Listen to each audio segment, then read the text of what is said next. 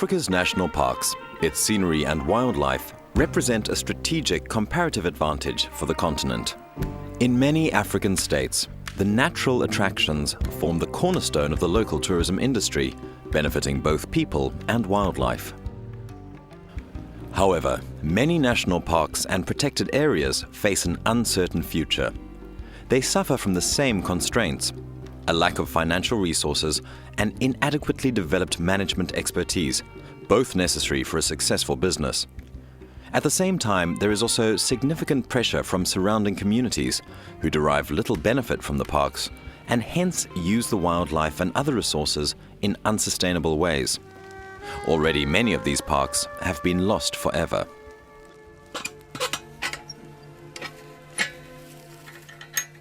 Some innovative solutions are appearing. One of these is the African Parks Foundation, an African solution to the continent's conservation challenges. It is the first private sector park management organization in Africa.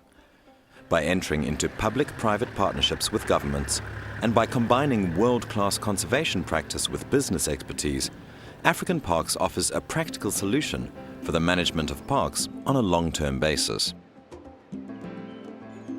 The organization places a strong emphasis on stimulating appropriate tourism and other income-generating mechanisms as a means of ensuring that the parks become financially sustainable, whilst also serving as a foundation for economic development and poverty reduction.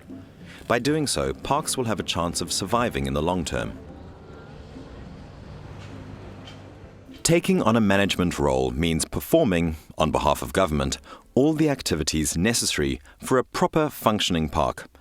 This includes restocking the park with species indigenous to the region, performing a law enforcement function to ensure the park is secure from illegal utilization, engaging with communities so that they benefit from the park, building the necessary park infrastructure, including administration facilities, roads and telecommunications, sourcing financial partners to fund the operations, bringing in commercial operators to build and operate lodges in a socially and environmentally responsible manner, and the collection of all revenues from the park, which are then ploughed back into operations.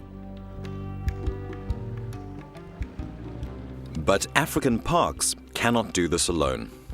The nature of the work requires partnerships with individuals and institutions who are willing to invest in the parks for the public benefit.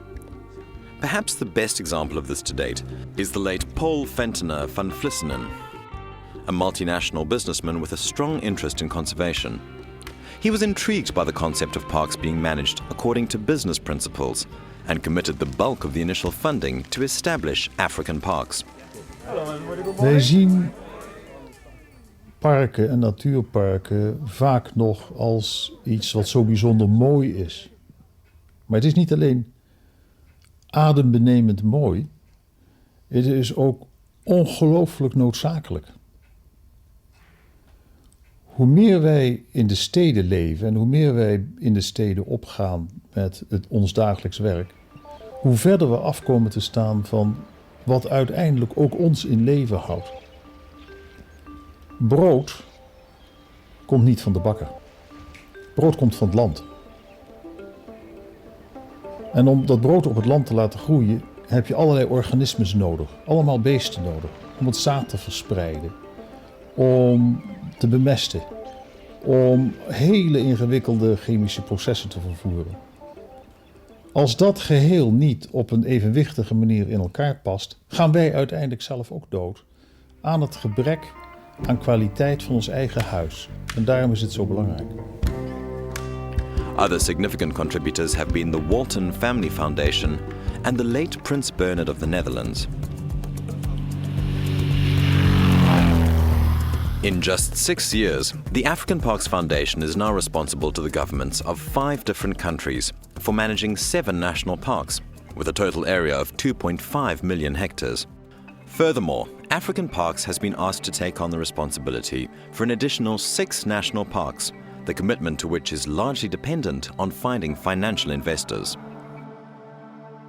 The challenges in each are almost as diverse as the landscapes, but the results speak for themselves.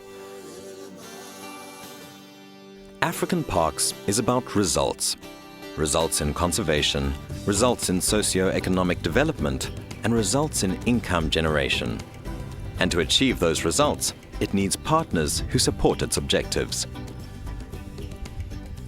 Only 6 years after its establishment, African Parks now has a meaningful presence on the continent and has demonstrated that national parks can be managed responsibly by a private organization in partnership with governments, and that the results can be remarkable.